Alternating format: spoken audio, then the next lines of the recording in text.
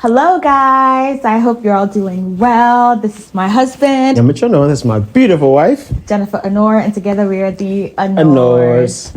So, today's topic. We ready. Interesting. We ready. But obviously it's something that we want to talk about, and it's something that is, very common in marriages, something that, a lot of marriages deal with or go through. And, personally in our lives, we know a lot of people who have similar stories or, even on the internet, a lot of people go through this. So we wanted to kind of shed light, especially those who have, even asked us in our own personal lives and asked for advice and whatnot. We want to go ahead and talk about it on a larger scale, in hopes of encouraging others and also letting people know that they're not alone. Because that's the biggest lie in everything, right? In everything, the biggest lie is, oh, you're alone, you're the only one dealing with this, you're the only one struggling. And it's like, no, like, it's not unique to you. You're not the first person to get married. You're not the only person who has gone through this, is going through this, or will go through this, So yeah, let's dive right into the topic. Where do we even start? I don't even know where to start. I guess let's start from how this even crept up in our marriage, or how this even ended up in our marriage. How did pornography end up in our marriage? Or how did it show up? Is that a question? Yeah. I mean, I never was. Clearly, it wasn't me. It wasn't me. Then it was who? I don't. It wasn't me, y'all. It wasn't me. I ain't got time for that. So, and I hate to be like, yeah, it's me, because I feel like I'm playing to like the stigma of like, oh, guys, you know what I mean? But it is what it is, you know what I mean? Man, I encountered like porn mad early in life. I was probably like 12, 11. Probably. Yeah, like real early. Terrible. And I feel like people are probably encountering it even like at an earlier age now, because there's like, more access. Because back then it was barely internet. You didn't have unlimited internet, you know what I mean? So you can watch a little bit and then you get shut off, right? But now you have to stumble on someone's stash or something. Yeah. Because back in the day it was like video, like cassette tapes, you know what I mean? Yeah. So I think to answer your question, where did like porn start in our marriage? I feel like porn didn't like start in marriage. You know what I mean? Like it wasn't born in our marriage. It was born like a little kid in me, like years before I even knew you. You know what I mean? Now I feel like things like I have more control over it now. Like it's not a thing that's like bothering me much. But I feel like I have to always like put myself in situations where I don't get tempted to watch porn or like to tweak out. You know what I mean? Yeah. So. I guess so. Leading up to our marriage, right? So when I had met you, you at one point when we were dating and all that stuff, you did let me know that you struggle with watching porn and masturbation and all that. You're the first one I actually told, like ever. That's crazy. Oh, I'm honored. Crazy. Yeah. So obviously you were struggling with it then, and I think leading up to even us getting married and all that stuff. It got better and better, so you weren't like watching or doing all that stuff anymore necessarily. Doesn't mean the temptation went away, because you were probably getting tempted every day or whatever. But I think after that point where it's like, okay, it's not an addiction anymore, I had in mind that, okay, well, great, like he's good, all right, thank God he's not addicted to it anymore, right?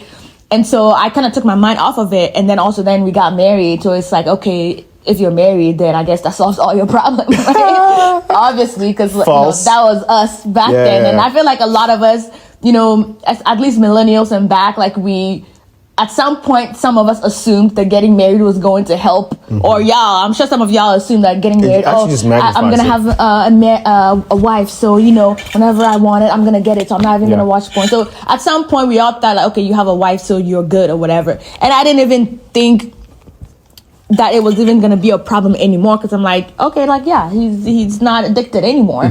So it wasn't even something that was at the forefront of my mind. And then obviously, like, the first couple years of marriage, or like, that whole sex life, struggling to find like a good sex life, struggling with that whole thing.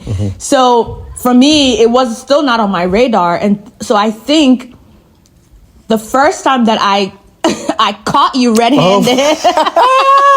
Wait, first of all, you never caught me red-handed because I'm good at covering my tracks. That's what I'm Give saying. me that at That's least. what I'm saying. The first time I caught you red-handed. Yeah. So now that I think of, funny enough, now that I'm thinking about it, I feel like I still think that was the first time I saw you watching porn. And probably that was the first time. Meanwhile, you probably had been doing it for a while. I mean, that's what I'm like. Now that I think about it, if you want to think that way, I mean. So then, this was when I was pregnant with Hope, our second. It was not. Was it Hope or Izzy? It was Hope, our second. It was born. Hope. Yeah. And one night, I think I woke up in the morning and I was like picking up his phone to check his bank account so I can do the budget. I picked up his phone. The first thing I see, you see butt cheek. I'm like, excuse me, sir. I don't know if you fell asleep when you were watching that. You left it on your phone. So then I woke up, picked his phone to check his bank account, and then bam, that's what I saw. I was like, what'd you see, man? What is this? What'd you see? Whatever. What'd you see? I was like, what is this? What's going on? I think at that moment, I honestly didn't even know how to navigate it because obviously there's a lot of feelings that come with it. Mm-hmm. It's like, okay, first of all, why are you watching porn? Like, secondly, I thought you were past this. Thirdly, like, okay, am I not good enough? Like so many questions. And then it's like, okay, am I in the right to be upset? Obviously, that's the first instinct. I'm upset, right? And I don't even know how because you, I feel like you felt so terrible. You drove to my work during lunch to come and give me lunch to try to pacify me, like all that stuff. And which I did end up talking to you in the car. But I think from then on, it used to be a struggle. Like, man, like I get hurt. Obviously, the wife would get hurt whenever you find your spouse watching porn because it's like, okay, what are they giving you like that I can't give you? I'm also a woman. Like, what are you looking for, right?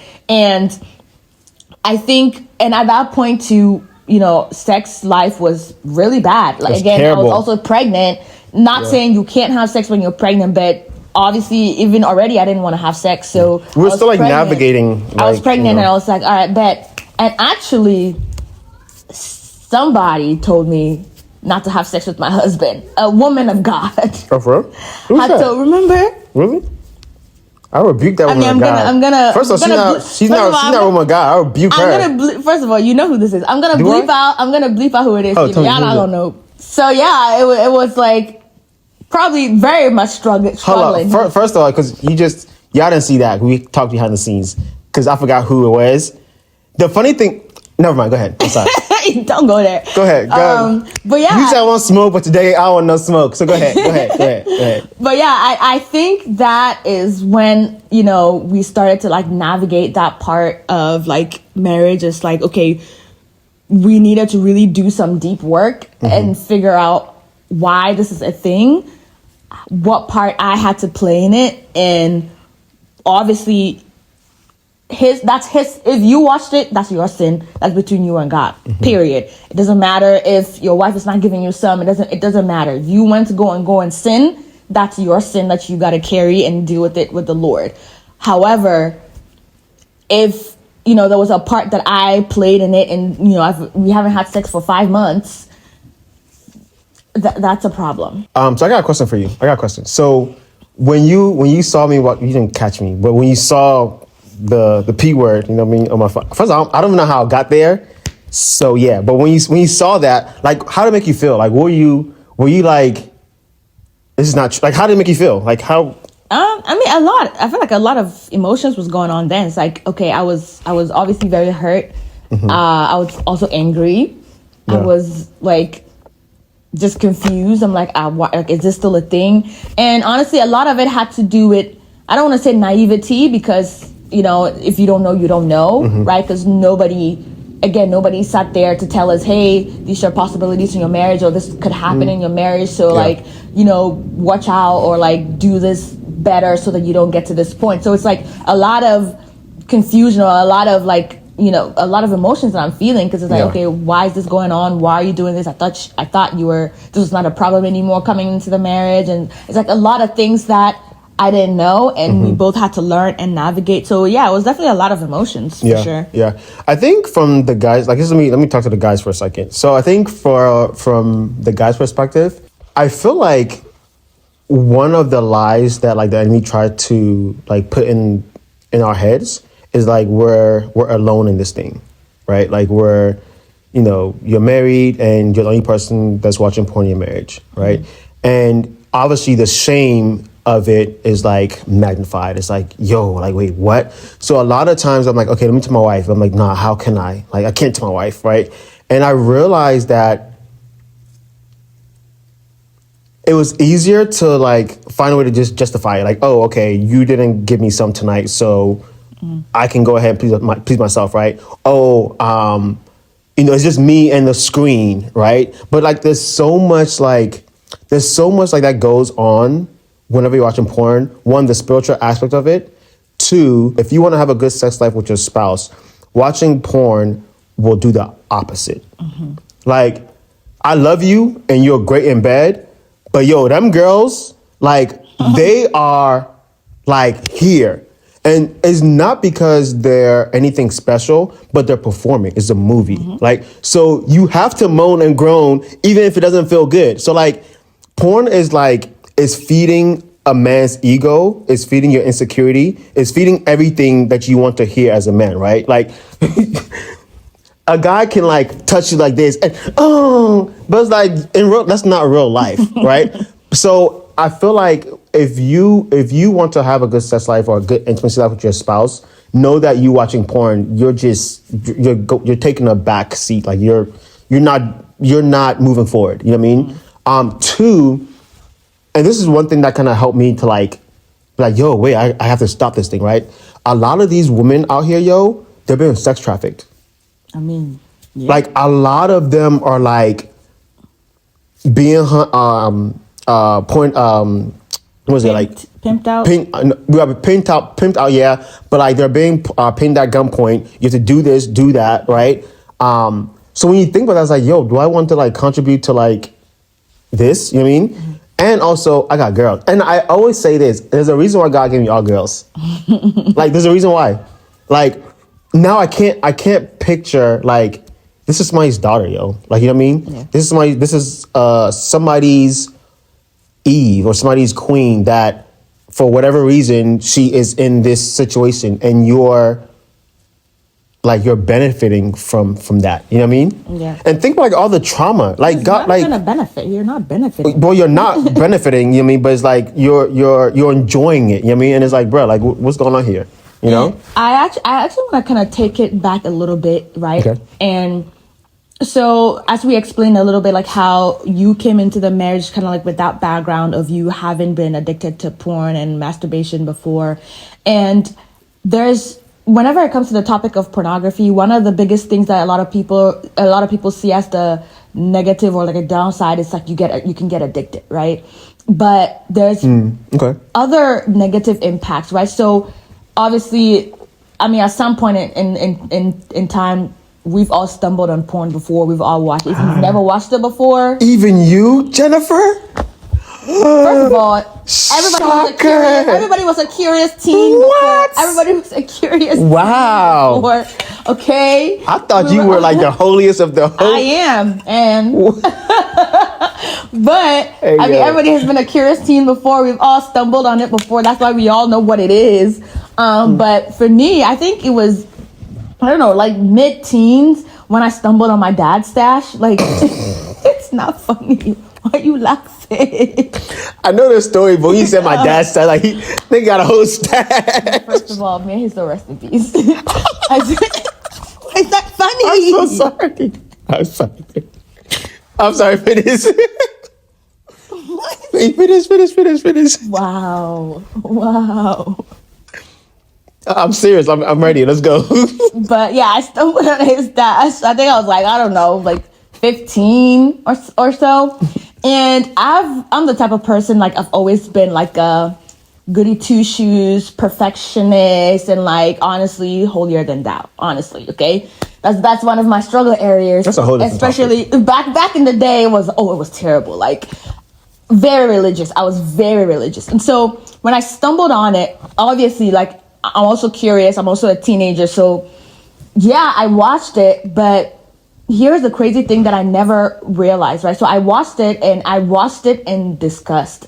even though I was still curious, and even though I still came back like 2-3 more times to come and watch it again, the whole time that I was watching, I was just like watching in disgust, like, oh my gosh, like why would these women subject themselves to this? Ugh, this is terrible. Like, why are these men, like destroying these women's lives? They're like, torturing these, like, I saw it to be such a derogatory act that these men are performing on these women, which in hindsight it is, because the porn world. Yeah. However, what that did for me, that completely shattered and destroyed my view on sex. So to me now, sex is like this. Granted, I knew that it's something that is only supposed to happen between married people, but outside of that, I was like, oh, it's filthy. It's the most, like, you were terrible. Like, it really shattered my opinion, or like how I viewed sex. And I didn't even know this, and obviously until I got married. And with his background and with this background that I've now shared, now it came to Can y'all see like the clash? Men already wanting sex literally every minute. And so every now, minute, wow. I come to the point in marriage where I'm like, excuse me, like, okay, calm down. This is too much. You asking for too much. Like, we literally just had sex 2 weeks ago. Why do you want sex again? Pause. 2 weeks is crazy. Oh gosh. If y'all doing it every 2 weeks and y'all are fine, then cool to y'all. But the way my body wow. First of all, this is very early, very early.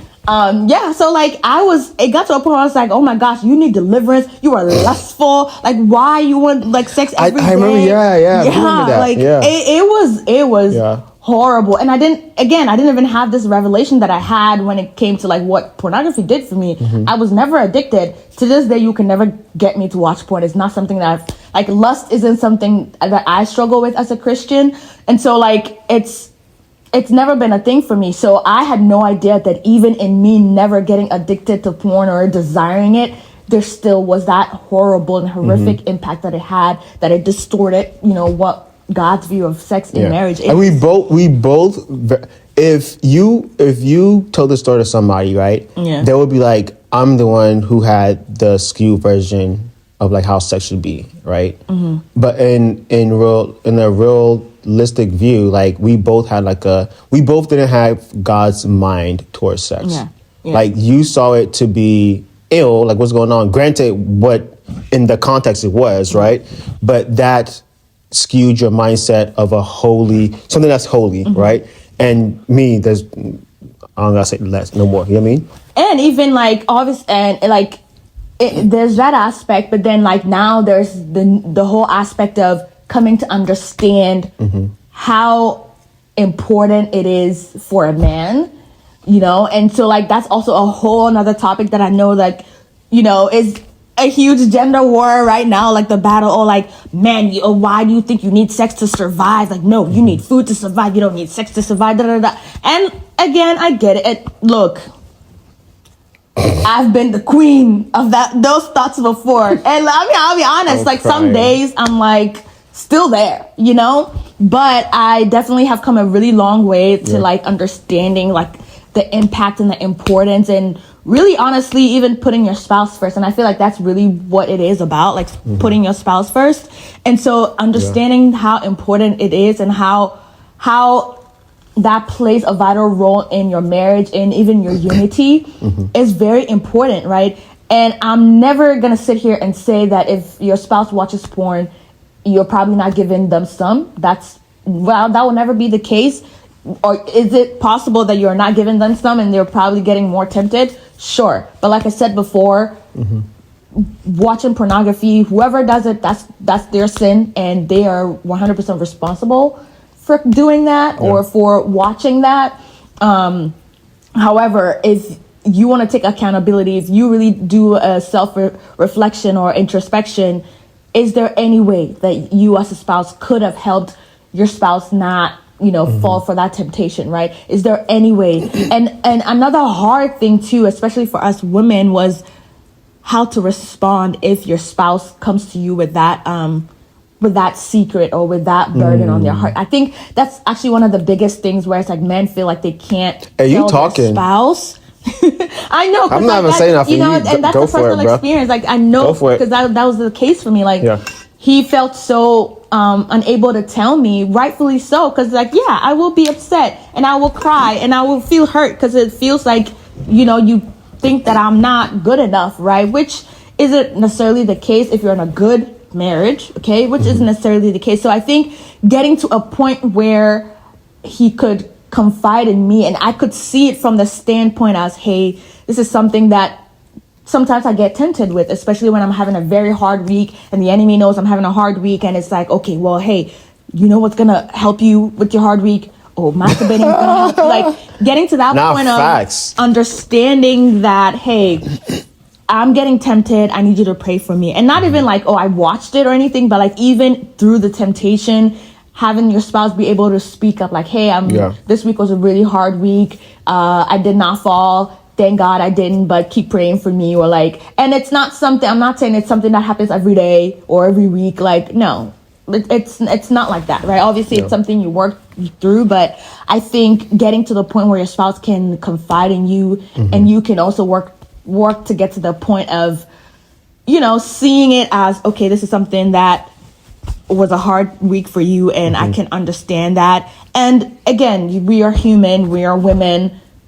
We will get hurt. We will feel some type of way. Very valid, very valid, very valid. But, one thing I like to remind myself is like, I keep saying like, I married my best friend. And if my best friend can't confide in me with, that part, something that they are being tempted with or something that they're struggling with, then, again, it's painful. You know what pisses me off? What? Like the fact that a lot of, and I'm gonna okay, let me take it from the guy's perspective, because some women be watching porn too. Let's not get it twisted. Let's not make this thing like guys got no. Like humans do wild stuff. You know what I mean? But what pisses me off is the fact that this thing happens like, okay, if you have like 10 people, like 10 guys, right? Like in a line, whatever, I don't know. Whatever, I can guarantee you at least 50% of them like struggle with pornography.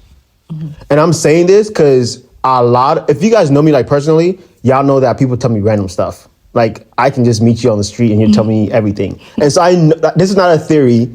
I know this for a fact, because a lot of people that y'all might not think are struggling with this thing, they struggling, bruh.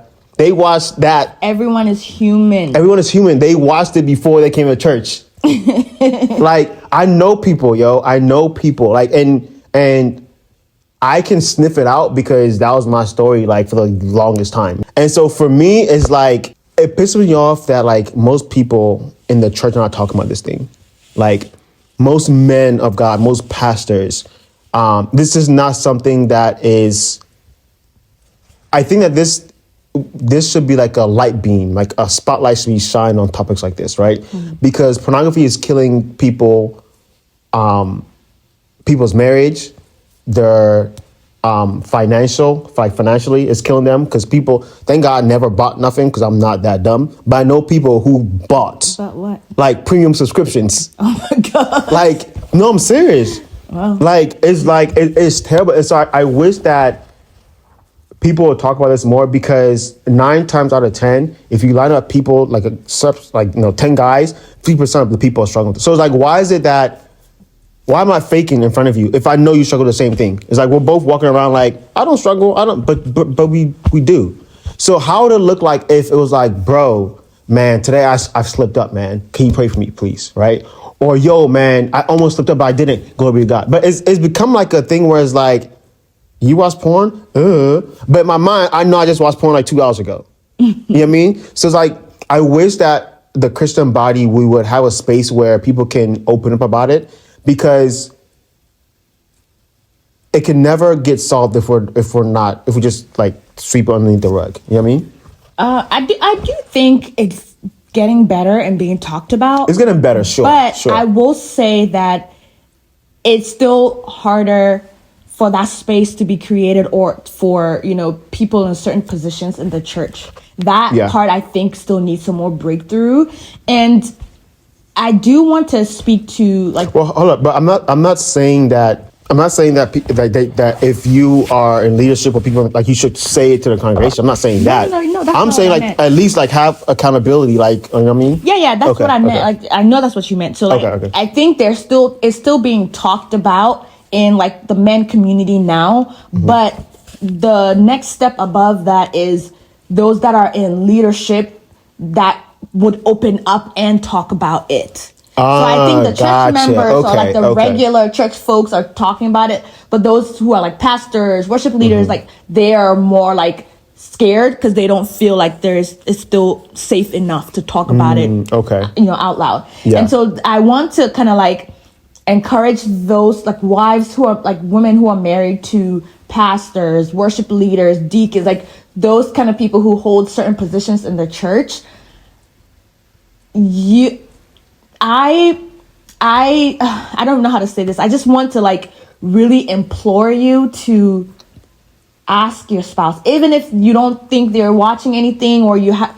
I actually challenge you to like ask them. Just feel it out. Just ask them, hey, are you like, have you been struggling with this? Have you felt tempted to watch this before? Yeah. And I ask you to really give them that safe space. Like, let them know, hey, you can tell me, feel free to tell me this is a safe space. I want to know. I'm your wife.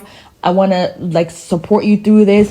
Give them that open space to answer that question. And I know you may not expect to hear what you hear, but I would rather you know that now so you can help your spouse than to end up being on the tabloids. Because I feel like that's how that happens. And it's like the first person that they got to tell is their spouse, which again, I know they probably understand is going to be the most hurtful thing and also the most vulnerable thing, just to even admit that to you. Because I feel like sometimes we think that those people are in such a high place that they can never do that. We don't even think that you're watching that. We don't even think that there's more pressure. I'm married to a pastor and I think so highly of him that he's probably beyond that. And it's like remember that it's the human that became a pastor, not the pastor becoming human. And so they're still human. Yeah. Like they are still human regardless of the title. They are still human. And even I would argue that they probably get it the worst.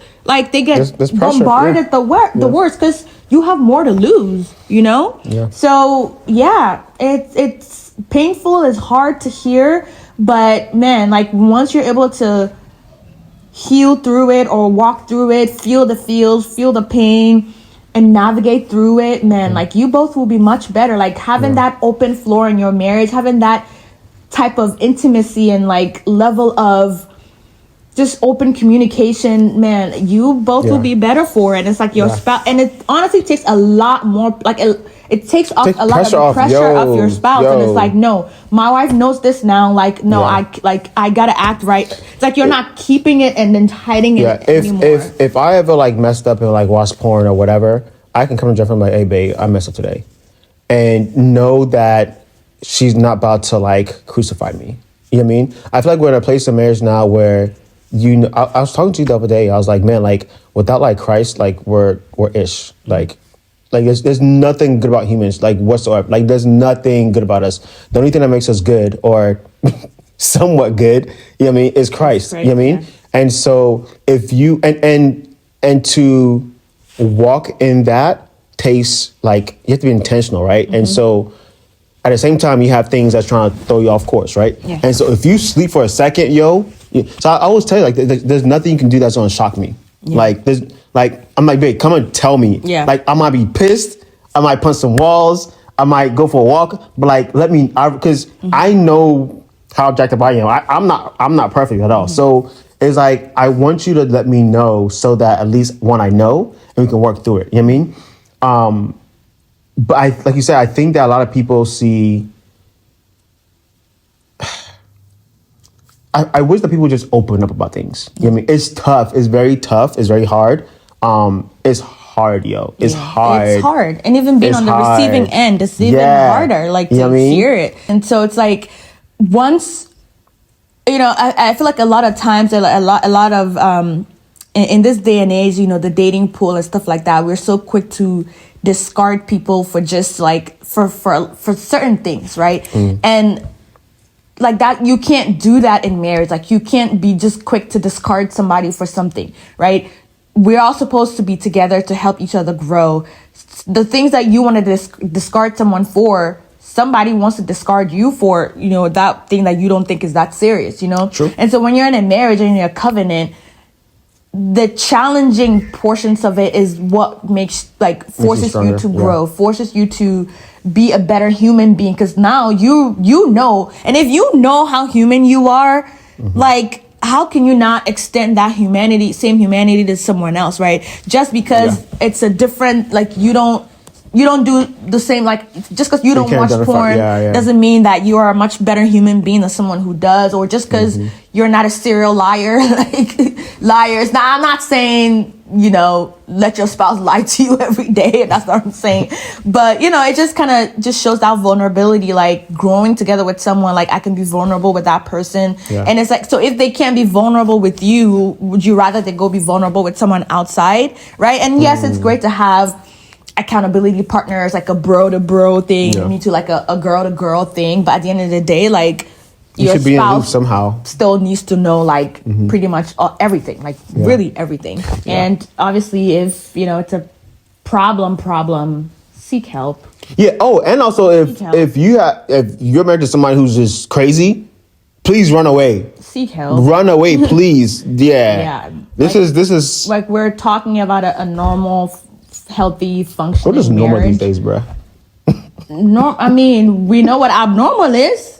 Don't beat on nobody. That's definitely abnormal. True. That is true. That is true. We know for sure what abnormal is. Yeah. So real quick, so I do want to speak to a man who's like been struggling with pornography for the longest time. Yo, I'm telling y'all, when it feels like it can feel like this can. It got to a point where I was like, all right, if I'm going to hell, it's because of this. You know what I mean? I was almost like in bondage. Like, yeah, if I'm going to hell, bro, like, I love you, Jesus, like I really do, but you don't have to take this away from me. If not, like, the trumpet will sound and I'm over here watching some kind of crazy stuff. You know what I mean? And I think, honestly, like, so some guys ask me, like, how do I get over it? First of all, I'm not over it. Like, I have to continue to keep on working. I'm not enslaved to it anymore.